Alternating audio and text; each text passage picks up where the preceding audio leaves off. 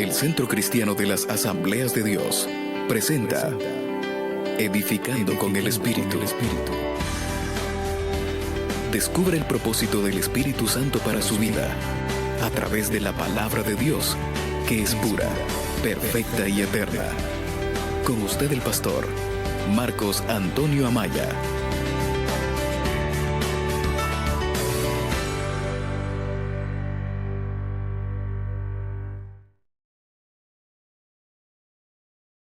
Presentar la palabra del Señor, siempre tomo un minutito para dar la bienvenida a otro grupo de personas que no pueden o no han podido estar aquí, pero que están en sintonía con nosotros, unos oyendo a través de la Radio Sabbath, y otros mirando y oyendo a través de internet esta señal que se produce desde el altar de la casa de oración de templo, de la casa de oración de Centro Cristiano. Y yo quiero que hoy les demos la bienvenida a ellos, que son parte también de este culto.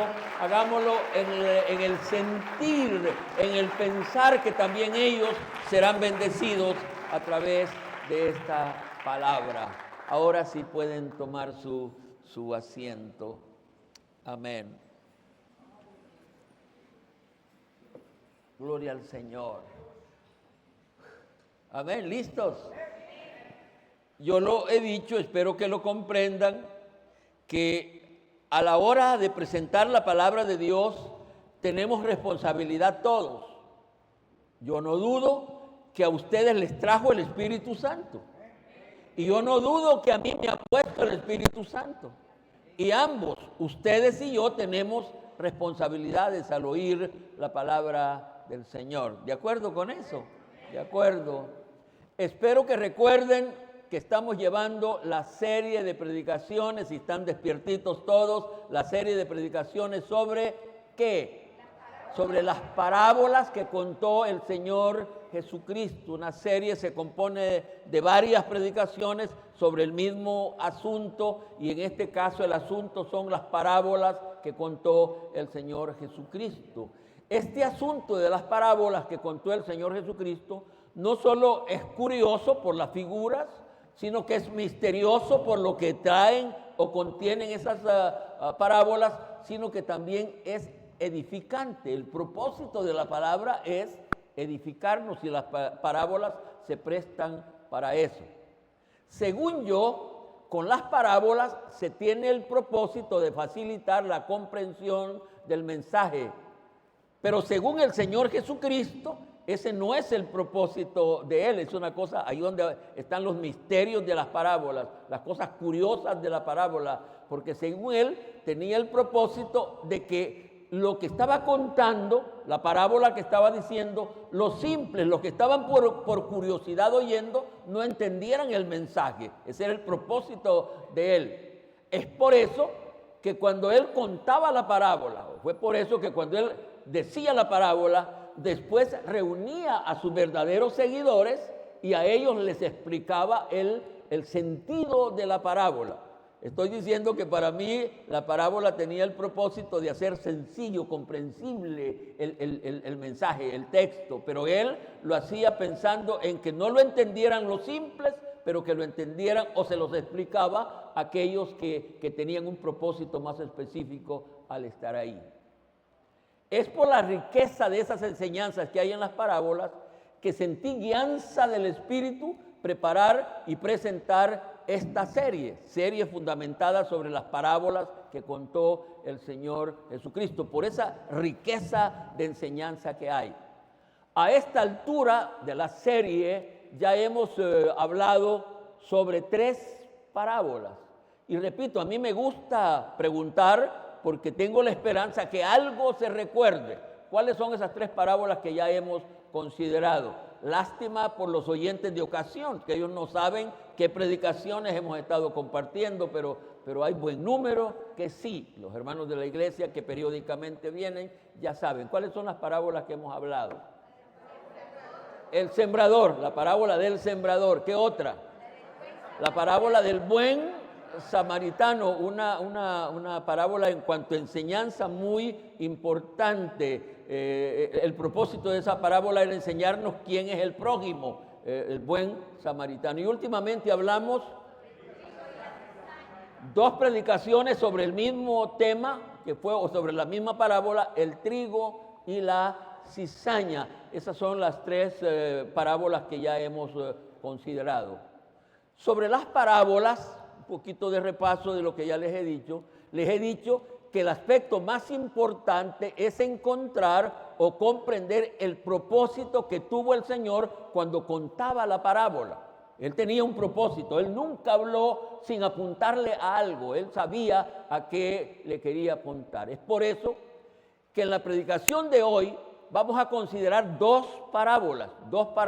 ¿Por qué? Porque las 2 tienen el mismo propósito. Lo importante de una parábola es lograr comprender cuál es el propósito de la misma. Y hoy vamos a usar 2 parábolas porque tienen el mismo propósito. ¿De acuerdo? Van conmigo. Vamos a ir a la palabra del Señor y esto, hoy quiero que tengan sus Biblias abiertas a la cita que menciono, que es donde empiezan las parábolas de Mateo, según Mateo. Mateo 13, ese es el capítulo que hemos estado considerando. Hoy vamos a leer los versículos 31 al 33. 31 al 33. Y ya he dicho que a no ser para leer la palabra de Dios, el que no trajo Biblia, que todo mundo debería haber traído su Biblia, pero anda su celular, puede buscar la cita exclusivamente para leer esa cita. Fuera de eso, el celular no tiene vida aquí en la casa de oración. Eso hay que usarla fuera de aquí, pero aquí no puede ser medio de distracción, sino para leer también la palabra de Dios. ¿Qué cita dije? San Mateo capítulo 13, versículos 31 al 33. Versículos 31 al 33. ¿Listos para leer la palabra del Señor? ¿Listos? Me agrada, me estimulan, me bendicen cuando la voz de ustedes se escucha a la hora de estar leyendo la palabra del Señor. Leemos la palabra. Otra parábola les refirió diciendo: el reino de los cielos es semejante al grano de mostaza que un hombre tomó y sembró en su campo, el cual a la verdad es la más pequeña de todas las semillas, pero cuando ha crecido es la mayor de las hortalizas y se hace árbol de tal manera que vienen las aves del cielo y hacen nido en sus ramas. Versículo 33. Otra parábola les dijo: el reino de los cielos es semejante a la levadura que tomó una mujer y escondió en 3 medidas de harina hasta que todo fue leudado. Hemos leído palabra de Dios. El tema de esta predicación está delante de ustedes ya. El reino de Dios es comparado al grano de mostaza y a la levadura. ¿Quieren repetirlo, por favor? El reino de Dios es comparado al grano de mostaza y a la levadura. Los de mi derecha. El reino de Dios es comparado al grano de mostaza y a la levadura. Los de mi izquierda.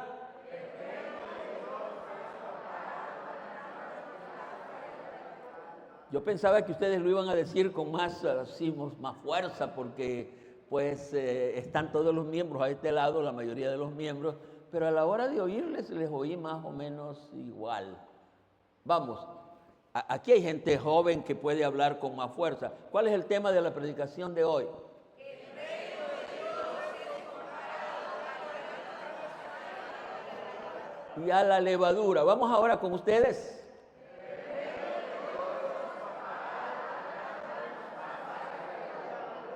Y la levadura. Que el Espíritu Santo añada bendiciones a esta palabra que vamos a compartir. Como pueden ver, los elementos, las figuras son totalmente diferentes. ¿Cuáles son las figuras en las 2 parábolas?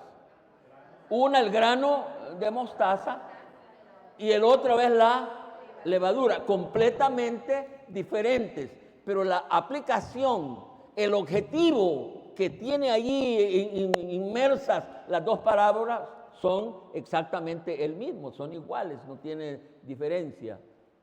Antes de presentar lo que según yo es el aspecto más importante de una parábola, es decir, el propósito, antes de presentarlo, permítanme ir al propósito no solo de estas dos parábolas, sino al propósito general de la mayoría de las parábolas. ¿Me expliqué? Antes de entrar propiamente a la predicación de hoy, permítanme ir al propósito no solo de estas dos parábolas, sino al propósito de la mayoría de las parábolas. ¿De qué estaba hablando el Señor Jesucristo? ¿Ah? ¿De qué estaba hablando? Que me gusta, que van conmigo. Cuando ustedes van adelante me agrada. Vean cómo inician las parábolas tanto del trigo y la cizaña, así como la del grano de mostaza y la de la levadura. ¿Cómo inician? Él estaba hablando de ¿qué? ¿Ah? Él estaba hablando del reino de Dios. Él estaba hablando del reino de Dios. Ese es un propósito general de las parábolas. Cuando él hablaba, casi siempre iba a presentar el reino de Dios y usaba una figura para poder referirse al reino de Dios. Entonces, específicamente las dos parábolas que vamos a considerar hoy tienen que ver con eso. Él estaba hablando del reino de Dios, por eso les pedí que leyeran conmigo. Y ahí el versículo 31 y lo mismo el 33 dice, otra parábola refirió diciendo, el reino de Dios es semejante, y ahí viene la figura. Luego vamos al versículo 33. Otra parábola les dijo, el reino de los cielos es semejante a, y sigue la figura. Así que él estaba hablando del reino de Dios, el reino de Dios. No estaba hablando del reino de Dios en los cielos. Él estaba hablando, queriendo presentar el reino de Dios en la tierra. El reino de Dios en la tierra. Yo creo que todos lo comprendemos, lo aceptamos. Dios es el Rey de reyes y Señor de señores. ¿Cuántos lo aceptan? Dios es el Rey de reyes y Señor de señores. Derecho que tiene por lo que Él es y por lo que Él hace. El derecho de ser Rey de reyes y Señor de señores de Dios es por lo que Él es. Él es el creador de todo lo que existe, y si ese es el creador de todo lo que existe, por lógica es el Señor de todo eso que existe. Entonces, estoy diciendo que Dios es el Rey de reyes y Señor de señores. Pero repito, en la parábola no estaba hablando del reino de Dios en los cielos. El trono, siguiendo la misma idea, el trono o morada de Dios, de este rey, es el cielo celestial. El trono, el lugar donde habita este Rey de reyes y Señor de señores, es el reino celestial. Por razones que desconozco, no me pregunten, no he logrado comprender esto, por razones que desconozco, este rey escogió entre todos los planetas de la tierra para establecer su reino terrenal, escogió la tierra. No me pregunte por qué, pero entre todos los estudiantes saben, los que han leído y cursado, tienen títulos, saben que hay muchos otros planetas, pero en todos los planetas Él escogió la tierra para que fuera su reino terrenal. No me pregunte por qué. Él escogió la tierra para que fuera su reino terrenal. Pero al mismo tiempo lo escoge para que fuera el hábitat donde colocaría la especie humana, la tierra. Por eso es que yo, cuando hablan de ir a vivir a otros planetas, queriéndole huir a lo que pasa en el planeta Tierra, digo, no van a lograrlo, porque el planeta que Dios escogió para que viviera el ser humano es la tierra. ¿Cuántos están de acuerdo conmigo? Lamentablemente, el reino humano de Dios, escoge la tierra y escoge a la especie humana para que fuera el reino humano de Dios. lamentablemente el reino humano de Dios en aquel inicio fue atrofiado y desde entonces, espero que me vayan siguiendo sobre lo que voy diciendo, y desde entonces Satanás ha tratado de establecer su reino aquí en la tierra y en efecto se le ha llamado el rey de este mundo. Así se clasifica en la Biblia a Satanás, el rey de este mundo. Este reino queriéndose establecido en la tierra, escogida el planeta para que habitaran los seres humanos y que fuera el reino de Dios en la tierra, estoy diciendo que fue atrofiado. Si usted lee Génesis 1:1, el reino como planeta fue casi destruido. En el correr del tiempo, no tengo, valga la redundancia, tiempo de detenerme mucho para explicar, en el correr del tiempo, Dios como el rey del universo ha tratado de restaurar su reino aquí en la tierra.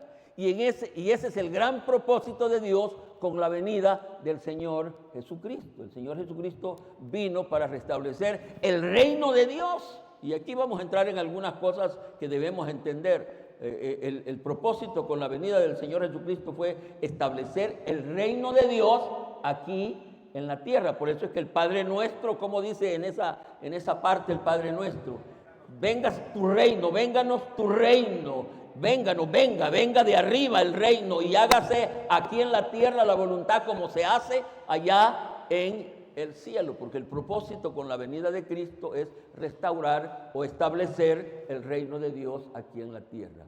Es por eso que el mensaje de Jesucristo en su gran mayoría está dirigido a enseñar cómo es el reino de Dios aquí en la tierra. Y las parábolas tenían especialmente ese gran propósito, enseñar cómo debería de ser, cómo es el reino de Dios o cómo debería de ser el reino de Dios cuando se estableciera aquí en la tierra. Las parábolas que vamos a considerar en esta predicación enseñan algunos aspectos de ese reino.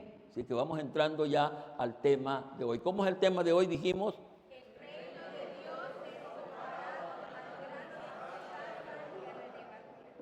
¿Pudiéramos usar la palabra parecido? Sí. El reino de Dios es parecido y ahí entran las dos figuras que vamos a tratar de hoy, en la predicación de hoy. Los objetivos de estas dos parábolas. ¿Cuáles eran los objetivos cuando el Señor contó esta parábola? ¿Qué era lo que Él perseguía?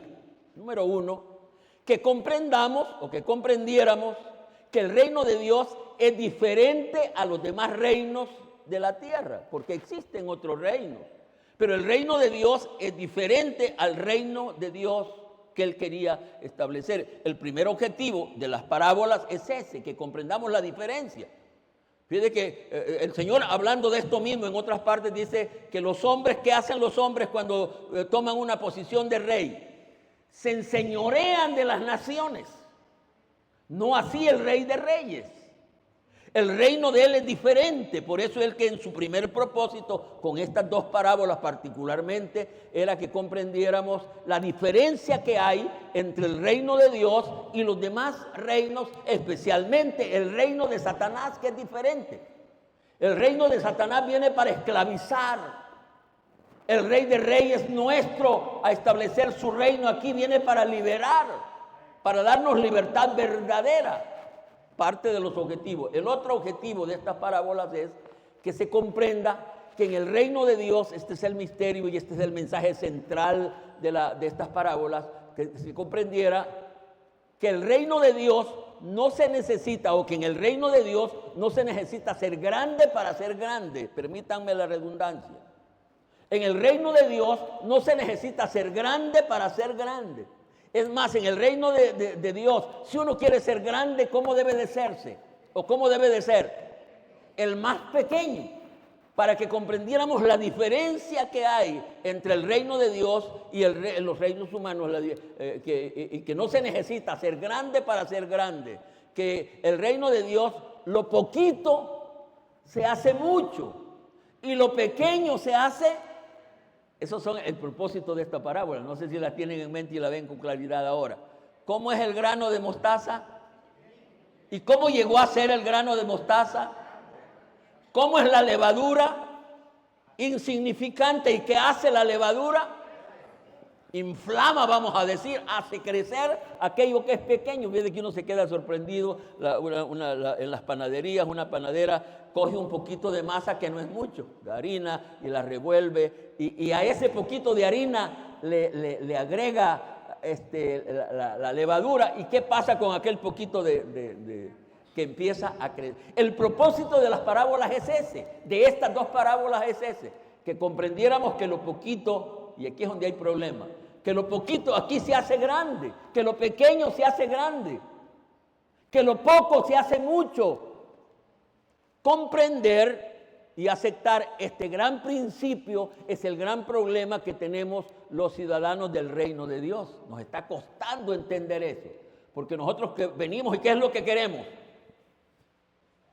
Ser grande, ser importante. Y él dijo, no, aquí el que quiere ser grande tiene que ser el más pequeño, tiene que ser el que le sirva. Comprender esto nos está costando. Los seguidores del Señor Jesucristo, en el tiempo que estuvo Él aquí en la tierra, no comprendieron lo que querían, cómo era el reino de los cielos. Ellos no comprendieron.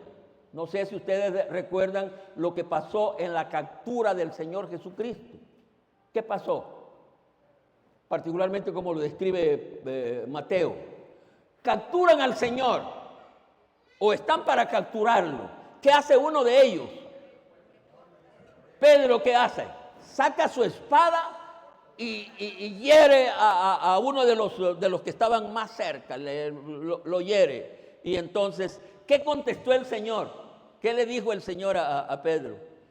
Mete tu espada, no saques tu espada, porque mi reino no es de espada. Mi reino no es como son los otros reyes. Mi reino, o no entienden, les dijo, que si fuera así, yo pudiera orar o mi Padre me enviaría legiones de ángeles para defenderme, pero mi reino no es así. Estoy diciendo que a los discípulos les costó comprender eso y nos está costando a nosotros. Nosotros no hemos comprendido cuál es el propósito del Evangelio. Nosotros creemos que el propósito del Evangelio es que nos prospere, que nos sane. No, el propósito del Evangelio es otro. Y debemos de comprenderlo, porque si no lo comprendemos vamos a ir fracasando. Por eso debemos de oír con atención el mensaje que el Señor quiso decir. ¿Queda claro los propósitos de las parábolas? ¿Cuál es? Él quiso enseñar que lo pequeño se hace grande, que lo poco se hace mucho. Es así como actúa el reino de Dios. Ya hemos visto que estamos hablando no del reino de Dios en los cielos, ese está ahí. Estamos hablando del reino de Dios en la tierra, que el propósito es establecerlo.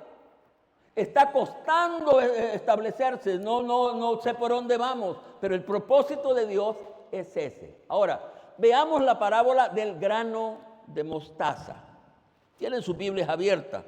No sé si les pedí que no cerraran su Biblia, sino que la tuvieran ahí abierta. Versículo 31. Sí, ¿verdad? Otra parábola le refirió diciendo, el reino de los cielos es semejante, palabra que quiere decir es parecido, es igual, al grano de mostaza que un hombre sembró o tomó y sembró en su campo. Versículo 32, el cual a la verdad es la más pequeña de todas las semillas, pero que cuando ha crecido es la mayor de las hortalizas. Ahí el sentido, el fondo de la...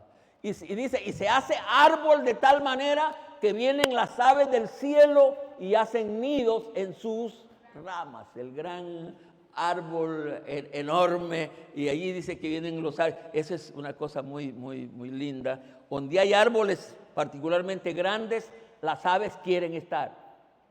Y no solo las aves, nosotros aquí en el templo, que todos ustedes saben que tenemos varios árboles, ahí hay aves.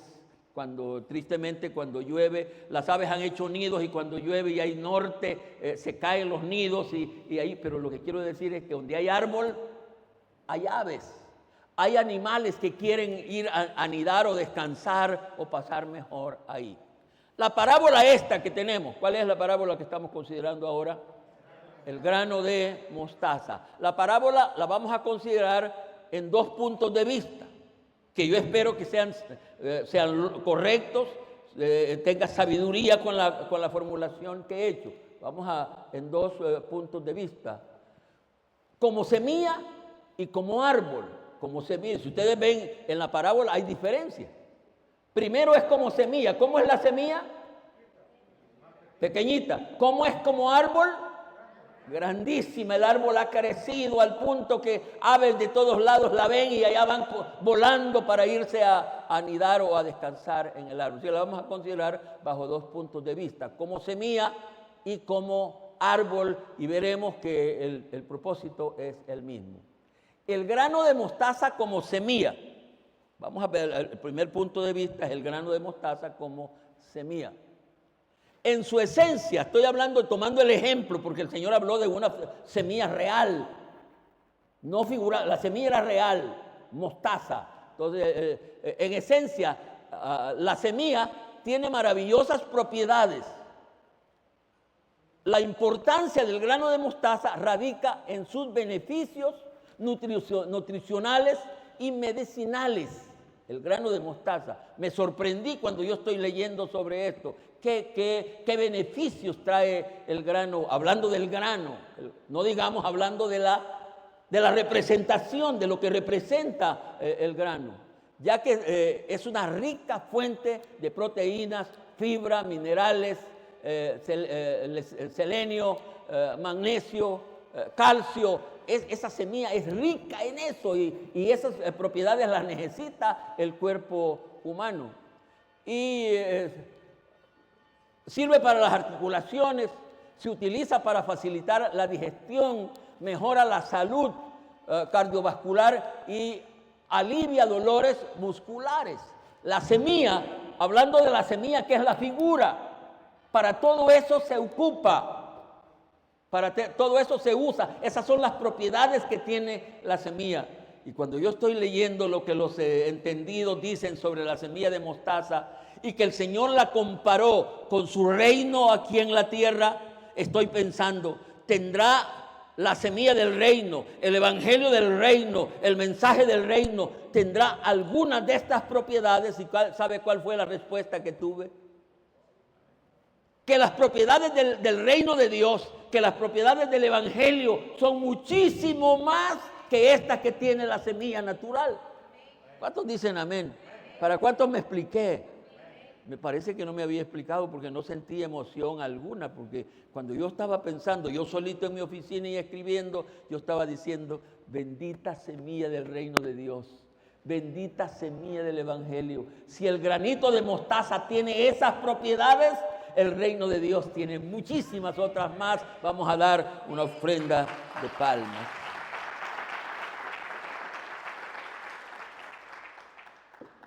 Lástima grande que a nosotros no nos sigue pesando lo que lo sigue pasando lo que le pasó a los discípulos del Señor. Lástima, porque no estamos comprendiendo el valor que tiene el reino de los cielos, porque nosotros estamos pensando en otro tipo de reino. Nosotros quisiéramos que el reino de Dios fuera como esos los otros reinos, para poder usar de autoridad y de dominio y de defensa y de todo eso, pero el reino de Dios es diferente. Poderoso sí, pero su poder es para otra cosa. Podemos tener poder contra el mal, ¿cuántos dicen amén? Podemos tener poder contra el pecado, ¿cuántos dicen amén? Pero es de otra manera, es de otra manera. Veamos ahora como semilla, lo hemos visto. Veámoslo ahora como árbol, el reino de Dios como árbol. ¿Qué pasó con la semilla? Según la parábola, el hombre la sembró en su campo, no la siembra en terreno ajeno, todo eso tiene significado, la siembra en su campo, y cuando la ha sembrado, ¿qué pasa con la semillita que era chiquita, pequeñita, muy diminuta? ¿Qué pasó? Que creció y se hizo un árbol grandote. ¿Y qué dice el pasaje literalmente? Vinieron las aves. Eso es una de las cosas que cuesta con las parábolas. Porque uno tiene que tener el cuidado de que una aplicación no pierda el sentido de las otras aplicaciones. Porque en la parábola, el reino de Dios no solo es el evangelio, pero nosotros somos, por favor, ¿qué somos en el reino? Somos ciudadanos del reino de Dios. Pero cuando yo estoy leyendo la figura del árbol grandote, inmenso, con ramas, follajes, y dice que las aves, yo estaba pensando, ¿no será que también nosotros ocupamos el reino de Dios para venir y descansar? Cosa que puede ser buena, pero no es el propósito. ¿A quiénes representará las aves? No he logrado recibir qué pueden ser las aves, pero lo cierto es que el árbol del evangelio crece tanto cuando se ha sembrado, a pesar de tener no apariencia de poder, crece y se vuelve un lugar donde se puede ir a descansar, se puede ir a refugiar, se puede ir hasta dormir ahí si quiere, según el árbol, y eso es lo mismo que produce el evangelio en nosotros. Amén. No vamos a seguir con el árbol de mostaza. Pasemos hoy, veamos la parábola de la levadura. La parábola de la levadura tiene un poquito de más complicaciones, espero que ustedes me ayuden. Ahí estamos siempre en Mateo capítulo 33. Fíjense que esta parábola está dicha en un solo versículo, es una cosa misteriosa, en un solo versículo, versículo 33. Dice, otra parábola les dijo, el reino de los cielos es semejante a la levadura que tomó una mujer y escondió en 3 medidas de harina hasta que todo fue leudado. Esta es la otra figura. Esta parábola es muy importante no solo por su propio contenido, no solo por las enseñanzas que vamos a sacar de ahí, sino porque sirve para comprender un principio de la hermenéutica o de la gramática. Lo que voy a decir a continuación nos ayuda a comprender un principio, ya sea de la hermenéutica. ¿Saben lo que es la hermenéutica? Es la ciencia que trata de la interpretación del texto bíblico. Y la gramática, ya ustedes saben que es donde se encuentra el origen en su mayor plenitud de las palabras, y en eso vamos a comprender que una misma palabra puede tener varias aplicaciones. Aquí estamos con la palabra levadura. ¿Qué piensan del vocablo levadura? Particularmente en términos bíblicos. ¿La levadura es buena o es mala según la Biblia?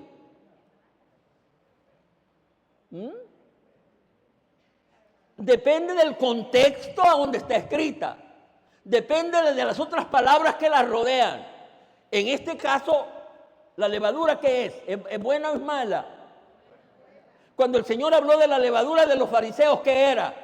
Era mala. Por eso dije que esta parábola nos ayuda a comprender ese principio, que una misma palabra puede significar o se puede aplicar a varias cosas. Por eso usted hace mal cuando usted se pone a leer una concordancia que no es temática, hace mal, porque la concordancia le va a dar varios significados de la misma palabra sin hacer separación de ninguna índole, lo cual es incorrecto. Una misma palabra puede significar muchas cosas. Pero por supuesto que lo más importante de la parábola son las enseñanzas bíblicas, espirituales que va a tener para nosotros. En esta parábola, el vocablo es bueno. La levadura, la aplicación de la levadura es buena. En esta parábola es figura del evangelio que cuando penetra en la vida de las personas cambia hasta la presentación. Ya hablé de la harina amasada, que cuando le ponen la levadura no es mucha. Un poquito de polvo de levadura. ¿Y qué pasa del pedacito ahí de masa pequeñito? ¿Qué pasa? Y no solo lo va haciendo crecer, sino que le va dando presentación. Se vuelve más atractivo. Que cuando a la gente, no sé cómo dicen que a las panaderas que no se les crece la levadura, pues no, y se quedan los churrusquillos de harina ahí, así hasta duros, más duros, porque la levadura hace todo eso, se infla un poquito. Entonces, la encargada de reproducir, pero antes ya se me adelantó una nota, pero estoy siempre hablando de la levadura, tiene ese poder de cambiar hasta la presentación. Y aquí espero que me toleren. Cuando la penetración, cuando la levadura del Evangelio, con la buena aplicación que le estamos dando, penetra en la vida de una persona, debe de cambiar todo, de adentro y de afuera. Hay mucha gente que no está de acuerdo a esta aplicación. Hay mucha gente que dice que no, es que esto es por dentro. No, es por dentro y es por fuera. ¿Cuántos dicen amén? Por dentro y es por fuera. Usted tiene que cambiar adentro. Adentro no debe de haber raíz de amargura. Adentro no deben de haber resentimientos. No debe de haber nada de eso. Pero también por fuera la gente va. Y sabe que hay el fenómeno más grande, que la gente ve más lo de afuera que lo de adentro. El Espíritu Santo es el que ve lo de adentro. Pero la gente lo que ve es lo de afuera. No sé por qué no lo soy. Yo pensaba que ustedes iban a andar con mucha... Sí, hermano, gloria a Dios, hermano. Cuando menos los hombres pensaba yo que iban a estar hablando con más alegría. Pero no, ni ellos. La harina, como el Evangelio, debe de cambiar. Fíjate que yo sigo creyendo que un evangélico debe de ser diferente hasta cómo camina. Cómo se viste, cómo habla. Amén. Yo como no quisiera que la mayoría de todos ustedes, aunque fuera el único trajecito o ropa bonita que tiene, la trajera a la casa de Dios, para que la gente cuando lo viera, mire cómo está acá Juan Carlos, cuando lo viera, ¿para dónde va? ¿Hay alguna graduación? Le dirían, no, voy al culto al Señor. Que por fuera también glorifiquemos al Señor, no solo por dentro, sino por fuera. ¿Cuántos dicen gloria a Dios? Amén. No puedo sacarles más que eso, hasta ahí llegamos, no puedo más. Amén. Pasemos. Ahí está la harina, ya tiene un poco de agua, vamos a pensar. ¿Qué hay que hacer para que la harina se crezca? La levadura hay que meterla, amasarla junto. La encargada de introducir la levadura es la mujer. ¿Qué dice? ¿Qué dice el versículo? Que tiene una mujer.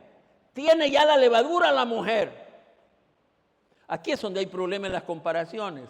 Pero en una comparación simple, ¿a quién representa esa mujer? Lo oí por ahí, estoy de acuerdo a eso. Representa a la iglesia. La encargada de introducir la levadura en el mundo es la iglesia. Debemos de hacerlo si queremos que el mundo cambie. Porque la que le puede dar otra forma es la levadura, en este caso que es una comparación del reino de los cielos, el reino de Dios. La levadura o el evangelio debe de ser introducido, y aquí viene otra cosa misteriosa, en 3 medidas de trigo, en 3 medidas de harina. ¿Qué puede representar esas 3 medidas de harina en las que hay que introducir la levadura? Piénsenlo. No, ellos son encargados de ayudarnos a introducirla. No, ¿a dónde se debe de meter la levadura? En la harina. ¿Quién es la harina? ¿Quién representa la harina? El ser humano. El ser humano. Pero debe de meterse en el ser humano en 3 partes. Hoy sí voy dando alguna idea ya. Espíritu, alma y cuerpo. Espíritu, alma y cuerpo. Porque esa harina debe de ser introducida en todo el ser, en 3 medidas de harina. Hay gente que solo se ha metido la harina en la cabeza y la cabeza se le hace grandota porque sabe bastante pero vive mal. No sirve para nada. La harina debe estar metida aquí, sí es cierto, porque hay que saber lo que creemos, pero también debe de ser introducida en mi espíritu, en mi alma y en mi cuerpo. Volvemos a lo mismo que estábamos hablando. La harina tiene que ir al cuerpo. El cuerpo es lo que la gente ve. Decir verdad, el evangelio debe de afectar esas 3 partes de harina. No, el evangelio no solo puede afectar el espíritu. Está bien, por ahí se debe de empezar. Pero debe de afectar el alma. Y debe de afectar el cuerpo. Si nosotros deberíamos de tener cuidado hasta cómo comemos. El pueblo de Israel y las leyes de Dios tenían cuidado sobre qué comía la gente. Aquí no voy a seguir porque sé que me meto en terreno arena muy movediza.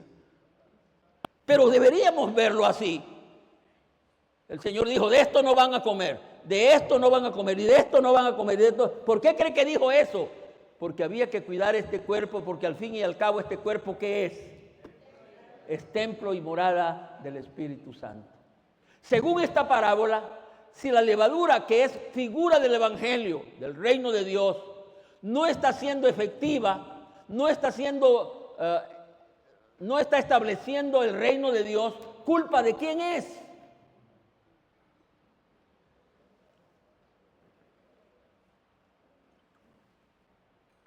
¿Quién es la encargada de meter la mujer? ¿Y a quién representa en alguna manera la mujer? A la iglesia. Y aquí vienen las preguntas serias. ¿Estará afectando, se estará penetrando el reino de Dios en la humanidad? Pregunto. Hermano Antonio me hace así que algo, yo creo que ni algo. Y no estamos afectando a la humanidad, ¿por qué? Porque ni nosotros queremos el reino de Dios como está escrito. Nosotros queremos un reino de Dios como lo quería la iglesia primitiva, como lo querían los judíos. ¿Cuál era el reino que querían los judíos? Cuando vieron a Cristo, ¿cómo lo veían? Como un libertador, como un rey de reyes que vendría a aplastar a Roma. Pero ese no era el reino de Dios. El reino de Dios es de otra manera. Es de otra manera. Entonces, el problema que tenemos es que ni nosotros estamos creyendo, mucho menos queriendo introducir el reino de Dios en el mundo. Deberíamos hacerlo. Es por eso que al final de los tiempos se va a establecer el reino de Dios. ¿Cuántos creen que el reino de Dios se va a establecer aquí en la tierra? ¿Ah? ¿Cuántos creen? Seguro que sí. No como lo dicen los testigos o los mormones. No que a usted le van a dar una porción para que siga sembrando frijoles. No, nada de eso. Pero el reino de Dios se va a establecer con la segunda venida del Señor Jesucristo. Lástima grande que ese reino se va a establecer con poder. Como es Él. ¿Por qué? Porque no lo logramos establecer nosotros. Porque no logramos extender el reino, establecer el reino. Las cosas fueran diferentes si la mujer hubiera hecho su trabajo. Meter la levadura, sembrarla. Este mundo estuviera siendo diferente porque la levadura tiene poder para hacerlo. El evangelio tiene poder para hacer cambios. Pero el gran fenómeno que está pasando es que en lugar de que la levadura la estemos sembrando, la iglesia está siendo metida por la otra levadura. ¿Me explico? Porque hay una levadura que es mala. A la iglesia le están metiendo la otra levadura. Y por eso mucha de la iglesia está contenta con esos bailes y esos gritos. Y al que le dicen, no se preocupe, usted viva como quiera, pida a Dios que le dé otro caso. Ese es el reino terrenal, ese es el reino diabólico. No es así el reino de Dios. Repito, estoy llegando al final. Repito, el objetivo de ambas parábolas es que comprendamos y aceptemos que el reino de Dios es poderoso por un lado. ¿Cuántos dicen amén? El reino de Dios es poderoso. Amén, amén, dígalo amén. Pero su establecimiento va de lo pequeño hacia lo extraordinario. Va de lo que no es hasta lo que es. Va de debilidad hasta llegar al poder. Va de lo material, sí, en alguna manera, pero su objetivo es lo espiritual. Y ese es el reino de Dios que nosotros estamos queriendo. Fíjate que el deseo de Dios o del Espíritu es que este grupo de personas que estamos aquí hoy empecemos a hacer la semilla del reino de Dios en la tierra. No material, no carnal, no que yo quiero poder, yo quiero ser esto. No, no. Aquí uno crece siendo pequeño. Aquí uno, para ser poderoso, fuerte del reino de Dios, hay que ser humilde y sencillo de corazón. El establecimiento va de lo pequeño hacia lo extraordinario y que establecerlo es responsabilidad de nosotros. La gente tiene que vernos a nosotros como parte del reino de Dios en la tierra. La gente no tiene que vernos de otro modo. No tenemos que andarlo imitando a ellos. No, no, no. La gente tiene que decir qué gente más diferente es esa. Es que esa gente pertenece al reino de Dios en la tierra. Vamos a dar una ofrenda de palmas.